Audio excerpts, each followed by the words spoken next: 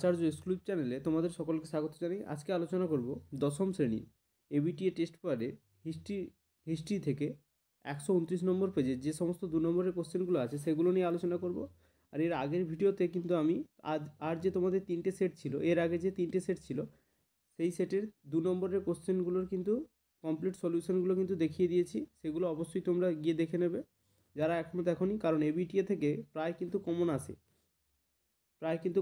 তাই কিন্তু অবশ্যই ওই কোশ্চেনগুলো করে নেবে। এবিটিএর টেস্ট পেপারের সেট থেকে কিন্তু তোমরা কমসে কম 10 থেকে 12টা সেট কিন্তু করে রাখবে।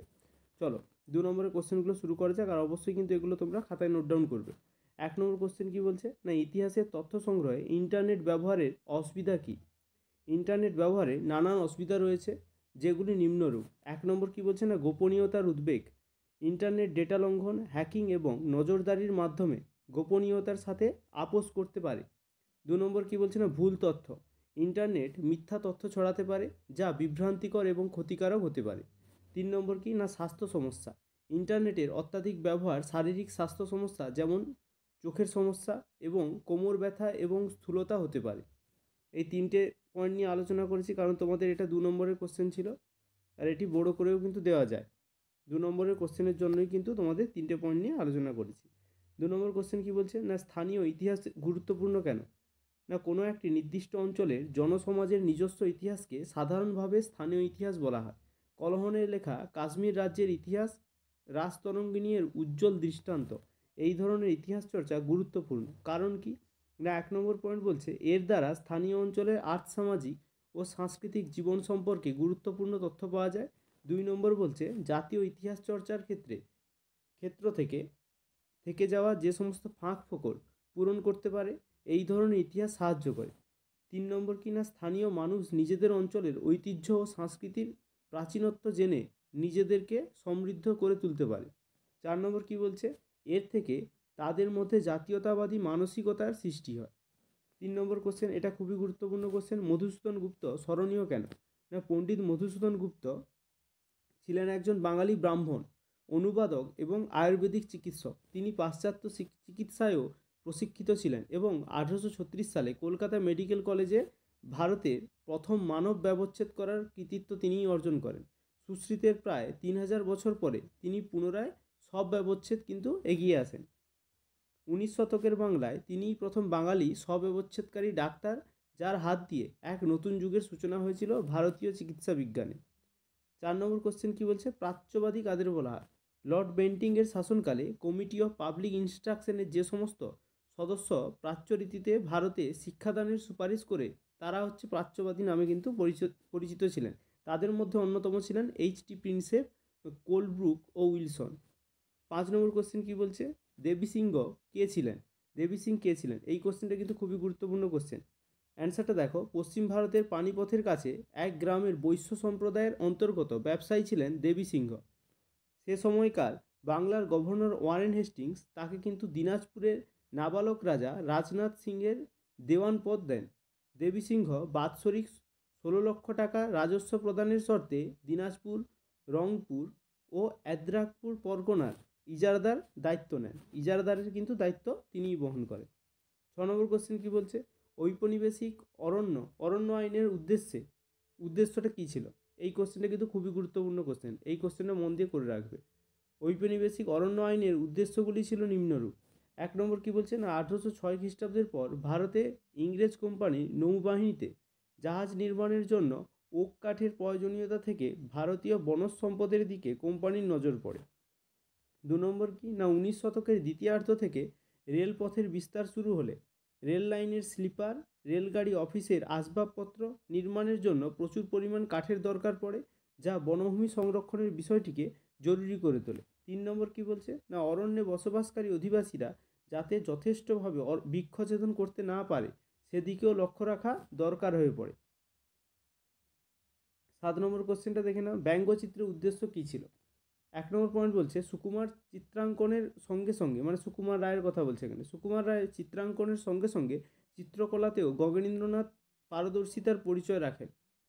বিংশ শতকে দ্বিতীয়ার্ধে দশকের রাজনৈতিক ও সামাজিক ঘটনা এবং বিশিষ্ট ব্যক্তিদের উপলক্ষ করে তিনি কিন্তু ব্যঙ্গচিত্র অঙ্কন করেন। 2 নম্বর কি বলছে, শিক্ষা ব্যবস্থার ত্রুটি, পণ প্রথা, ধর্মীয় কুসংস্কার, নারী প্রগতি, সাহেবিয়ানা, অসহযোগ আন্দোলন প্রভৃতি বিষয়ে পাশাপাশি সুরেন্দ্রনাথ বন্দ্যোপাধ্যায়, আশুতোষ মুখোপাধ্যায়, রবীন্দ্রনাথ, চিত্তরঞ্জন, প্রফুল্লচন্দ্র রায়, অ্যানি বেসান্ত প্রমুখ ব্যক্তিদের নিয়ে ব্যঙ্গচিত্র তিনি অঙ্কন করেছিলেন। তার দ্বিতীয় ব্যঙ্গচিত্র সংকলন অদ্ভুত লোক মুদ্রিত হয়েছিল তার প্রতিষ্ঠিত লিথো মেশিন দ্বারা। 3 নম্বর পয়েন্ট কি বলছে না, বঙ্গীয় ঘরানার শিল্পী গগেন্দ্রনাথ তার বিভিন্ন ব্যঙ্গচিত্রে তৎকালীন ঔপনিবেশিক সমাজের সমালোচনা করেন। এগুলির মধ্যে উল্লেখযোগ্য হল 3 খণ্ডে প্রকাশিত অদ্ভুত লোক, বিরূপ বস্তু এবং নয়া হল্লোড়। 4 নম্বর পয়েন্ট কি বলছে না, গগেন্দ্রনাথের ব্যঙ্গচিত্রগুলি সমাজে ধনী ও অভিজাত শ্রেণীর ক্রিয়াকলাপ এগুলিতে বাঙালিয়ানার প্রভাব খুব স্পষ্ট। তৎকালীন ব্যঙ্গীয় সমাজে এক শ্রেণীর বাঙালি নিজেকে পাশ্চাত্যের অনুরাগী হিসেবে জাহির করতে ভালোবাসত। এরূপ একটি বিষয় গগেন্দ্রনাথ তার কিন্তু কার্টুনে ফুটিয়ে তুলেছেন। 8 নম্বরের কোশ্চেনটা দেখো, কোন সময়কালকে কেন সভা সমিতির যুগ বলা হয়? না, 19 শতককে ভারতের ইতিহাসে কিন্তু সভা সমিতির যুগ বলা হয়। কারণ কি না, রাজনীতির এক নতুন যুগের সূচনা করে এই সময় সভা সমিতি সমূহ। বিভিন্ন প্রেসিডেন্সি শহরে এই সময় বহু সভা সমিতি গড়ে ওঠে। কলকাতায় গড়ে ওঠে। কলকাতায় কোন কোন সভা সমিতি গড়ে ওঠে না, বঙ্গ হিতকারী সভা, বঙ্গভাষায় প্রকাশিকা সভা, British India society, British Indian association, Indian League, Indian association প্রভৃতি কিন্তু এই সময় গড়ে ওঠে। মুম্বাইতেও গড়ে ওঠে। মুম্বাইতে কোন কোন সভা গড়ে ওঠে? বোম্বাই শহরে বোম্বাই নেটিভ অ্যাসোসিয়েশন, জাতীয় কংগ্রেস ইত্যাদি কিন্তু ছিল উল্লেখযোগ্য। মাদ্রাজেও গড়ে ওঠে। মাদ্রাজ মহাজন সভা ছিল কিন্তু বিশেষ উল্লেখযোগ্য। এইভাবে ভারতের বিভিন্ন প্রান্তে কিন্তু এই সময়টাতে সভা সমিতি ও তার শাখা গড়ে ওঠার জন্য 19 শতককে সভা সমিতির যুগ বলে কিন্তু আখ্যা দিয়েছেন। মনে রাখবে, এটা কিন্তু পাঠ কোশ্চেন হিসেবে আসে। সভা সমিতির যুগকে কে আখ্যা দিয়েছে? আচ্ছা, 9 নম্বর কোশ্চেনটা দেখে নেবে, একটু পরেই বলে দিচ্ছি। 11 নম্বর কোশ্চেনটা দেখো, মানবেন্দ্রনাথ রায় স্মরণীয় কেন? অ্যান্সার দেখো, মানবেন্দ্রনাথ রায় ভারতের সাম্যবাদী আন্দোলনের জনক ছিলেন মানবেন্দ্রনাথ রায় ওরফে মানবেন্দ্রনাথ রায়। এই দ্বিতীয় নামেই তিনি কিন্তু অধিক পরিচিত। নরেন্দ্রনাথ রায় কিন্তু মানবেন্দ্রনাথ রায়, এটা কিন্তু মাথায় রাখবে। এই দ্বিতীয় নামেই কিন্তু তিনি অধিক পরিচিত লাভ করেছেন। প্রথমে মানবেন্দ্রনাথ রায় পূর্ব বাংলার অনুশীলন দলের সঙ্গে যুক্ত ছিলেন। 1915 খ্রিস্টাব্দে তিনি অস্ত্র সংগ্রহের উদ্দেশ্যে ভারত ছেড়ে জার্মানিতে যান। বিভিন্ন দেশ ঘুরতে ঘুরতে অবশেষে তিনি কিন্তু আমেরিকা যুক্তরাষ্ট্রে আসেন এবং সেখানে তাকে গ্রেপ্তার করা হয়। এখানেই নরেন্দ্রনাথ রায় ওরফে হচ্ছে মানবেন্দ্রনাথ রায় নাম গ্রহণ করেন তিনি। এরপর তিনি আমেরিকা থেকে পালিয়ে মেক্সিকোতে যান এবং সেখানেই তিনি কিন্তু মার্ক্সবাদে দীক্ষিত হন। 1920 খ্রিস্টাব্দের অক্টোবর মাসে মানবেন্দ্রনাথ রায় অবনী মুখার্জি, মোহাম্মদ আলী প্রমুখের সহায়তায় রাশিয়ার তাশখন্দে ভারতের কমিউনিস্ট পার্টি কিন্তু প্রতিষ্ঠিত করেন। তাহলে রাশিয়ায় কিন্তু কে কমিউনিস্ট পার্টি প্রতিষ্ঠিত করেন? এটা কিন্তু খুবই গুরুত্বপূর্ণ কোশ্চেন, শর্ট কোশ্চেনের ক্ষেত্রে এটা দেখবে। র্যাডিক্যাল ডেমোক্রেটিক পার্টির প্রতিষ্ঠাতাও কিন্তু তিনি ছিলেন। ভারতে কমিউনিস্ট ভাবধারা প্রচার এবং গোড়ার দিকে কমিউনিস্ট আন্দোলনের নীতি পদ্ধতি নির্দিষ্ট করে দিয়েছিলেন মানবেন্দ্রনাথ রায়। কৃষক ও শ্রমিক শ্রেণীর স্বার্থ রক্ষার আন্দোলনে তাই তার অবদান কিন্তু অনস্বীকার্য। জনক ছিলেন মানবেন্দ্রনাথ রায় ওরফে মানবেন্দ্রনাথ রায়। আচ্ছা, 12 নম্বর কোশ্চেন কি বলছে? আর একটা কথা বলি, অনেকেরই কিন্তু টেস্টের রেজাল্ট খারাপ হয়েছে। যারা 300 থেকে 400-র মধ্যে আছো, এরকম যারা ভিডিওটি দেখছো, তারা কিন্তু মন খারাপ না করে অবশ্যই ভালো করে এবিটিএ টেস্ট পেপারটা, তোমাদের পর্ষদের যে টেস্ট পেপারটা পেয়েছো, ওই পর্ষদের টেস্ট পেপারটাও কিন্তু হিস্ট্রি থেকে এবং জিওগ্রাফি থেকে এবং টাইম যদি থাকে তাহলে লাইফ সায়েন্স থেকেও কিন্তু আমি যে সমস্ত 2 নম্বরের কোশ্চেনগুলো আছে সেগুলো নিয়ে আলোচনা করে দেবো। মন খারাপ করার কিছু নেই। যাদের খারাপ রেজাল্ট হয়েছে তারা অবশ্যই মন দিয়ে ভালো করে এবিটিএ টেস্ট পেপার আর পর্ষদের টেস্ট পেপারটা ভালো করে ফলো করো, তাহলেই দেখবে এর মধ্যে থেকে তোমরা 120 থেকে 150 নম্বর কিন্তু বাড়াতে পারবে নিজেদের নম্বরে। অবশ্যই মন খারাপ না করে ভালো করে পড়াশোনা করো, দেখবে নম্বর ঠিক আপনি আপ উঠে যাবে। যদি মন দিয়ে ভালো করে এই যে টাইম পিরিয়ডটা আছে 1.5 মাস, এই টাইমটা যদি ভালো করে পড়ো। চলো, 12 নম্বর কোশ্চেন কি বলছে? 3 কাঠিয়া ব্যবস্থা বলতে কী বোঝো? 1917 খ্রিস্টাব্দে বিহারের চম্পারণ জেলায় 3 কাঠিয়া প্রথাকে কেন্দ্র করে মহাত্মা গান্ধী নেতৃত্বে চম্পারণ সত্যাগ্রহ সংগঠিত হয়েছিল। 3 কাঠিয়া প্রথা। চম্পারণ জেলায় নীলকর সাহেবরা চাষিদের জোর করে প্রতি 1 বিঘা জমি 3 কাঠায় নীল চাষ করতে কিন্তু বাধ্য করত।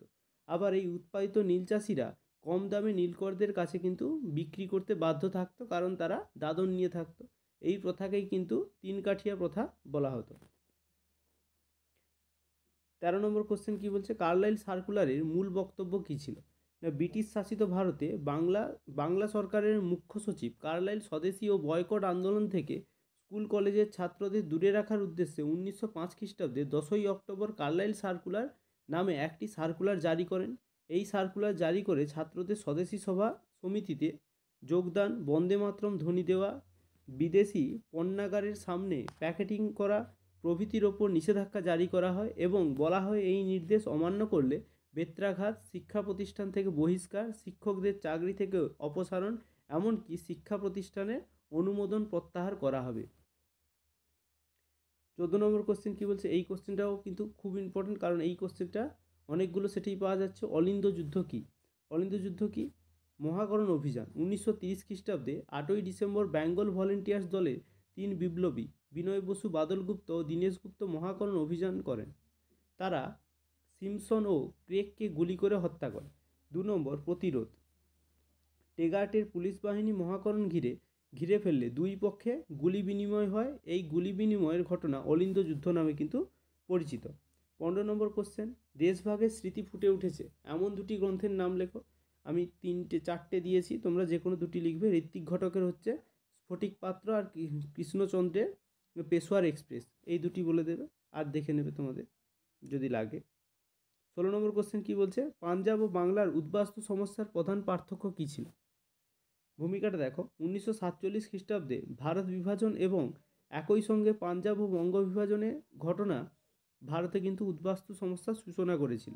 পার্থক্য কী ছিল? না, পাঞ্জাব বিভাজনের সঙ্গে বাংলা বিভাজনের বেশ কিছু মিল থাকলেও পার্থক্য ছিল বেশি। যেমন কি না, জনহস্তান্তর, এগুলো কিন্তু পয়েন্ট আউট করে ভালো করে সাজানো আছে। পরীক্ষায় এই ধরনের কোশ্চেন আসলে যেরকমভাবে উপস্থাপন করা আছে 2 নম্বরের কোশ্চেন হিসাবে, সেইভাবেই কিন্তু উপস্থাপন করবে। এইগুলো যদি 4 নম্বরের কোশ্চেন হিসাবে আসে, একটু বাড়িয়ে লিখতে হবে, কিন্তু তত বাড়ানোর দরকার নেই। ভালো করে বিষয়বস্তুটা জানলেই কিন্তু তোমরা লিখে দিয়ে আসতে পারবে। চলো, কি বলছে, যেন জনহস্তান্তর।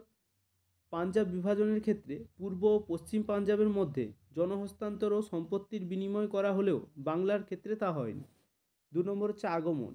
পশ্চিম পাঞ্জাব থেকে পূর্ব পাঞ্জাবে উদ্বাস্তুদের আগমন ঘটেছিল 2 বছর ধরে, কিন্তু বাংলায় তা ছিল ধারাবাহিক, মানে চলতেই থাকছিল।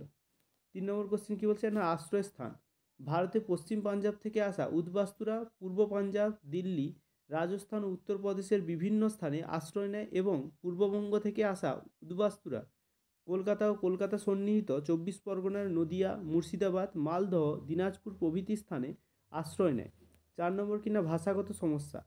পশ্চিম পাঞ্জাব থেকে ভারতে আগত উদ্বাস্তুদের ভাষাগত সমস্যা না থাকার কারণে পাঞ্জাবি ও সিন্থি উদ্বাস্তুরা দিল্লি, হরিয়ানা, হিমাচল প্রদেশ, রাজস্থান, উত্তরপ্রদেশের আশ্রয় গ্রহণ করতে পারলেও পূর্ব পাকিস্তান থেকে আগত বাংলাভাষী উদ্বাস্তুরা পশ্চিমবঙ্গ, ত্রিপুরা ও আসাম ছাড়া অন্যত্র আশ্রয় গ্রহণ করতে কিন্তু পারেনি। চলো 9 নম্বরের কোশ্চেনটা দেখে নেওয়া যায়। 9 নম্বরের কোশ্চেন কী ছিল? না, মুদ্রণের ক্ষেত্রে চার্লস উইলকিন্সের অবদান কী ছিল? না, ইস্ট ইন্ডিয়া কোম্পানির কর্মকর্তা চার্লস উইলকিন্স বাংলা মুদ্রণ শিল্পের জনক নামে কিন্তু পরিচিত। চার্লস উইলকিন্স 1778 সালে হুগলির চুঁচুড়ায় একটি ছাপাখানা প্রতিষ্ঠা করেন। এই ছাপাখানায় তিনি সর্বপ্রথম কিন্তু বাংলা অক্ষরের টাইপ বা নকশা তৈরি করেন এবং বাংলা ভাষায় বই প্রকাশ করেন। এই কারণেই কিন্তু তাকে বাংলা মুদ্রণ শিল্পের জনক বলা হয়। এই ছিল তোমাদের এই সেটের সমস্ত 2 নম্বরের কোশ্চেনগুলো। অবশ্যই এগুলো মন দিয়ে ভালো করে খাতায় নোট ডাউন করে পড়বে। তোমাদের এক্সামকে আর ওই 35 দিন মতো বাকি। এই সময়টা কিন্তু ভালো করে মন দিয়ে কাজে লাগাও। যাদের রেজাল্ট খারাপ হয়েছে তারা কিন্তু এই সময়টা যদি মন দিয়ে পড়াশোনা করো, তাহলে কিন্তু 120 থেকে 150 নাম্বার আমি যেটা বললাম, তারা কিন্তু ইজিলি ক্যারি করে নিতে পারবে, মানে বাড়িয়ে নিতে পারবে। তাই অবশ্যই মন দিয়ে দেখো। আর এইরকম ভিডিও পেতে কিন্তু অবশ্যই চ্যানেলটিকে সাবস্ক্রাইব করবে। আর এর পরের সেটটা যেটা আছে এই বিটিএ থেকে এবং পর্ষদের টেস্ট পেপার থেকেও কিন্তু আমি এই ধরনের 2 নম্বরের কোশ্চেনগুলো কিন্তু করিয়ে দেবো। যদি তোমার মনে হয় চ্যানেলটা হেল্পফুল তোমার জন্য, তাহলে অবশ্যই সাবস্ক্রাইব করবে। আর ভিডিওটি ভালো লেগে থাকলে একটা লাইক প্রদান করবে। Thank you. আজকে এই পর্যন্ত।